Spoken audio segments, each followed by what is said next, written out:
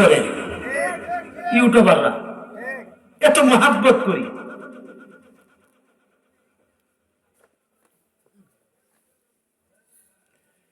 আমার একটা 3 সেকেন্ডের একটা ভিডিও রে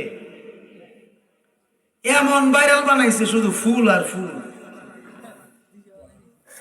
পাইছেন না এটা? আরে শুধু যে ফুল ছিড়িয়ে দিছে আমার জিকিরের সময়।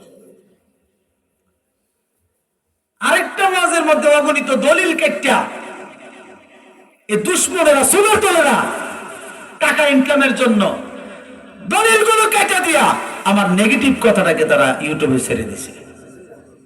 মাত্র 5 সেকেন্ডের ওয়াজ।